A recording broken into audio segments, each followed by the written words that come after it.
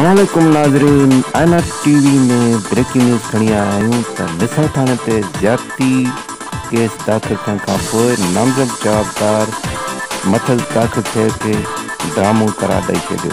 अचो उन हवाले सां संदसि प्रेस बयान ॿुधूं त ही पाण छा थो चए, असुल मामिलो छा आहे, त पोइ अचो तव्हांखे ॿुधायूं था।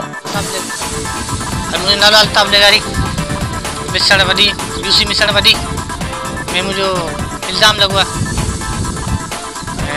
चांदो लायार तालकुटन लाइ। इस कारण जो असांजो मतिलबु इहे आहे जेको मूं ते इल्ज़ाम लॻो आहे उनखे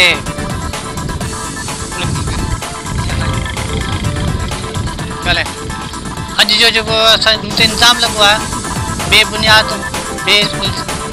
बेना कूड़ो आहे। हा, बेबुनियाद ऐं कूड़ो आहे असांजो जेको ग़ालिब दर जेको असांजो मोटरसाइकिल चोरी कयो पहिरीं अॻ में फ़ैसिले ते असांखे अली नवाज़ शाह ॾिनो। फ़ैसिलो असांजो अली नवाज़ असांजे हक़ में कई, मोटरसाइकिल असांखे ॾिनई। सी बने था असांजी बनी आहे उते कलासी बने था तकरार थियो असांजो बल्दिया इलेक्शन जेका थी उन तां बि असांजो मुखालिफ़ हुआ ऐं उन तकरार असांजो थियो हुतां। उन्हनि ॻाल्हियुनि ते ॻाल्हियुनि खे मद्देनज़र रखंदे त इहो हथरातू ड्रामो हिननि ठाहियो आहे। 10 साल जो न्याणी जो हिननि इल्ज़ाम हयो आहे, ज़ाती जो इल्ज़ाम हयो आहे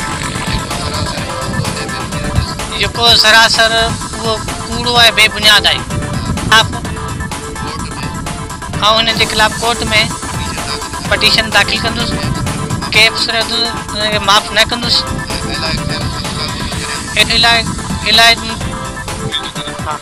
हिंद खां चीफ जस्टिस खां वज़ीर पाकिस्तान खां आर्मी चीफ खां ॿियनि इदारनि खां मुतालबो थो करियां हिन मामले जी अणधूरी जांच करे मूंसां इंसाफ़ कयो वञे।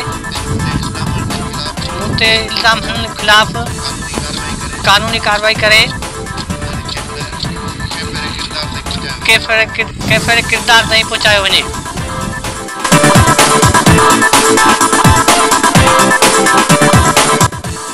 जी नाज़रीन, आईना टीवी ते तव्हां अल्ताफ़ लेगारी जो बयान ॿुधो जंहिं ते 10 साल न्याणी जी ज़्यादती जो इल्ज़ाम आहे। हुन पंहिंजी सफ़ाई पेश कयूं ऐं असांखे जेतिरो कुझु मालूम थियो आहे त अल्ताफ़ लेगारी जी केस में ज़मानत थी वई आहे।